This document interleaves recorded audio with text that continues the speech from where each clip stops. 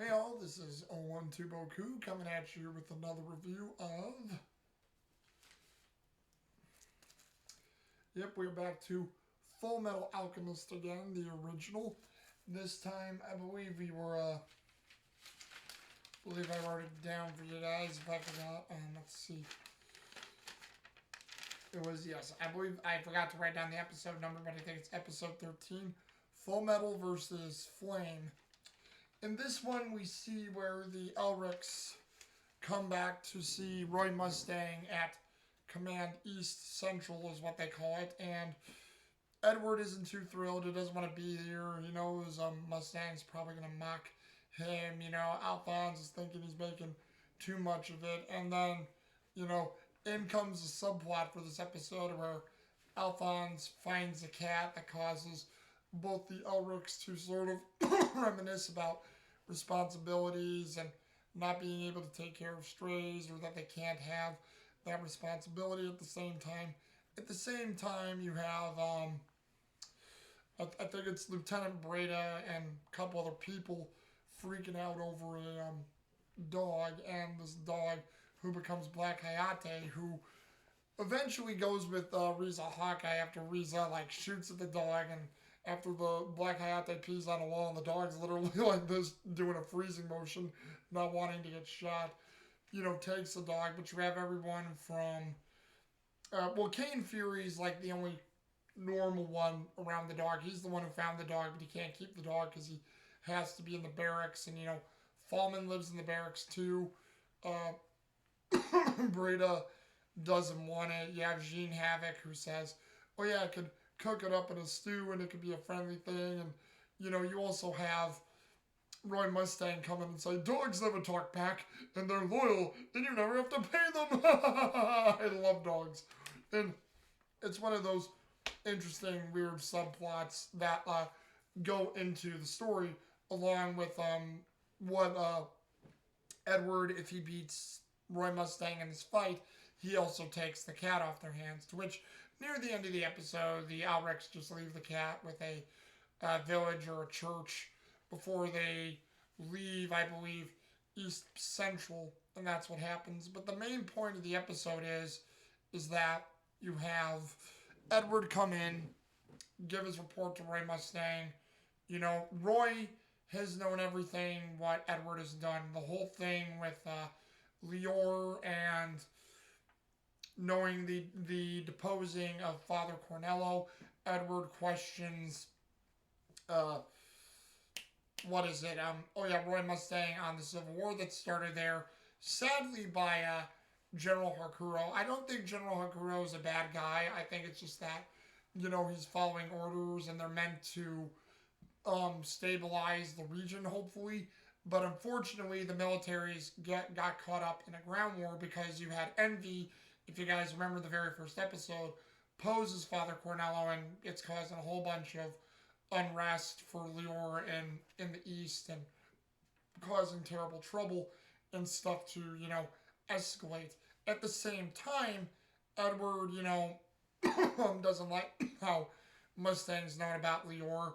He's known about his other activities that he sent him on, knows about Xenotime, and, the crook he stopped in Usewell, or not Usewell, the one island town where Siren was, and he says, I heard sirens at 10, all these great things. So, it annoys Edward Elric to know, and that, he's being spied on by Roy Mustang, but again, Roy, I know Roy's keeping an eye on it to evaluate his own power, but I also know he does it because he cares about the Elrics and cares about him greatly, which again, I love how in this show it doesn't necessarily show like it does in Brotherhood, but you can see the subtlety there.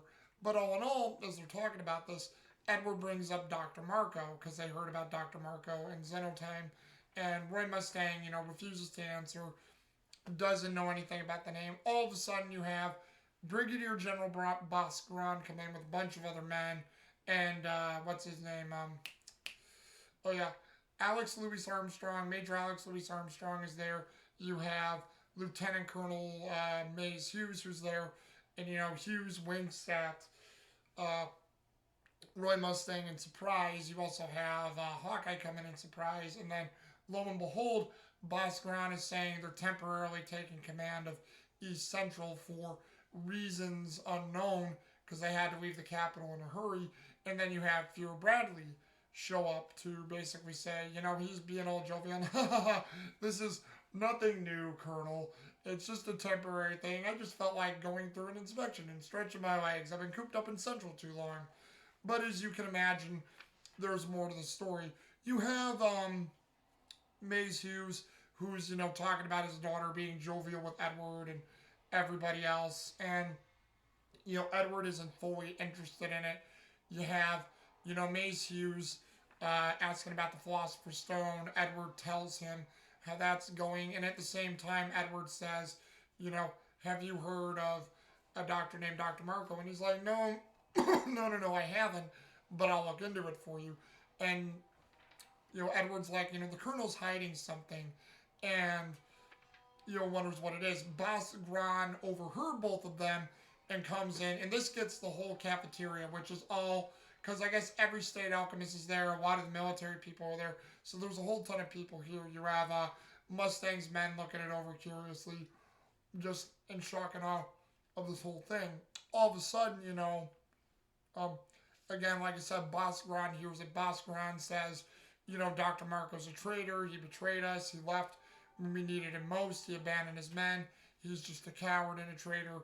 No more is being brought up of it. But, you have Edward with past experience with Brigadier General Boss Gron, wondering what his game's getting at.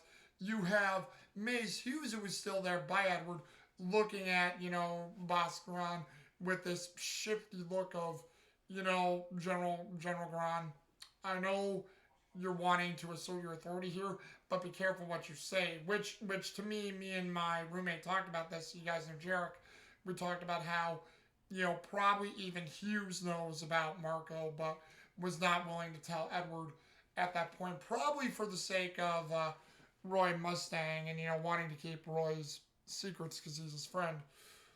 This leads to, though, Edward wanting to find books on Marcoh, can't find anything about Marcoh, and then, Hughes comes in again, Edward's annoyed, wanting to get the information from Roy Mustang.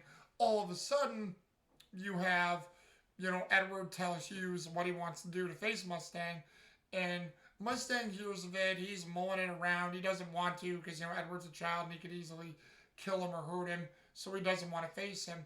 All of a sudden, he takes it to the Fuhrer. The Fuhrer agrees it's a great idea, just being jovial and, great as ever. Fear Bradley, love him as a character in the show and in Brotherhood, even though he's a homunculi in that one, like right from the get-go. But in this one, we still know him as a human, and he's just being jovial about it. All out. It's good for both people to stretch their legs. And this will be the evaluation. So, they go for it as the evaluation thing, and there's this big arena set up with all the spectators, everybody's there, and then you have Roy Mustang, go and start using his flame claw, snapping his fingers like that, and basically just trying to ransack Edward the entire time through this whole thing, not knowing what's going to come of it, and, Edward's just trying to dodge and hide, and, Roy Mustang uses deception, calling Edward small, out of the gate, and, Edward starts yelling at him, and Roy Mustang uses his flame to try to attack him. The military men are all flying and falling everywhere. It's really a funny scene, and this is all based off the manga, too. They have this little fight scene in the manga, but I love how the overall encompassing story has been woven into it for it. That's why I love the continuity of the original. The continuity, every episode matters as a point of the journey. That's what I love about it. And as it continues, all the battlefield is strewn and destroyed. All of a sudden, Mustang thinks he has Edward. Edward uses a decoy with his alchemy, whereas Jacket's on a dummy, giving him the raspberry. And then, you have Edward come behind. He slashes at one of Roy Mustang's gloves, thinking he defeated his flame. Roy Mustang takes out another glove, basically. And Edward also made this giant cannon to shoot at Mustang. Mustang takes out his other glove to destroy that cannon, puts Edward on the down low, And Edward is at Roy Mustang's mercy at this point. Roy's gloating, and he has his hand out getting ready to do this. All of a sudden, he has a flashback to this young boy. Looks like an Ishvalan boy, and he's hesitating. It was like a quick 2 to 3 second thing, and he hesitates. And that has Edward. He got his wrist blade that he makes with his alchemy up at Roy's throat. You have I think Fear Bradley came in to stop it because he probably could have figured Edward could have killed Roy Mustang, and he didn't want that, at least not yet. And what we get is him stopping the fight. Edward's like, it could continue, and you have Fear Bradley say, that may be, but then if you destroy any more of the field, this will be longer for you both to clean up. And everybody's still strewn about. So when that happens, you have Alphonse and Edward, or Alphonse and Hawkeye looking over Mustang and Edward cleaning up this field. Edward wants Mustang to tell him the truth to why he hesitated. Mustang says he's seen a lot of horrible things. We see this flashback of Mustang not wanting to hurt this Ishvalan child with his hand out. He's struggling, his hand's doing this as he's hesitating. The kid literally also has a rifle in his hands and in his arms. He's like standing there scared. I mean, honestly, I guarantee you Mustang would have not hurt the kid if the kid surrendered, but it was one of those tense things where they're both facing each other. Who's going to do what? Is the kid going to surrender? Is he going to try to shoot? Is Mustang going to do something before the kid? Because the kid's like frozen in fear. Mustang is sad and not wanting to do this. The kid eventually raises the rifle screaming, and you can just see where, you see the flame go up, and Roy Mustang sadly roasted this kid. Roy Mustang doesn't tell Edward this. Edward also doesn't want to hear the explanation for why Roy Mustang hesitated, but Roy Mustang eventually gives up the location of Marcoh, knowing that Marcoh's in hiding in a village. He says, I forget what the name of the village is, but he says Marcoh's in hiding, and we've sort of been looking for him too. And then, it goes about the very way throughout the episode where, like I said, the Elrics leave the cat at the orphanage, but then you have Roy Mustang and Hughes talking about why the Fuhrer and all the Central Command came to East, and that's because Scar was on the move, and it was a move to protect the Fuhrer as well as the other alchemists, and you have Scar interrogating this one guard by, he's got him by his face. I mean, I like how in Japanese he's struggling and couldn't talk, because that's how it'd be, but in English, they have him spat out things like, you're a traitor, we'll catch up with you and kill him, but I like it where he's struggling, because, usually when you have someone like this, they couldn't talk. Basically, he blows the guy's, brains out of his head, or, mutilates his face, killing him, and all these terrible things. We don't see it, but we just see the blood leaking out of his ears, and he goes, we see Scar that goes, East Command. So, that's that episode in a nutshell. And, I have to say, for the characters, I mean, again, Edward, Vic Mignogna, Romy Paku, I gotta give it to him.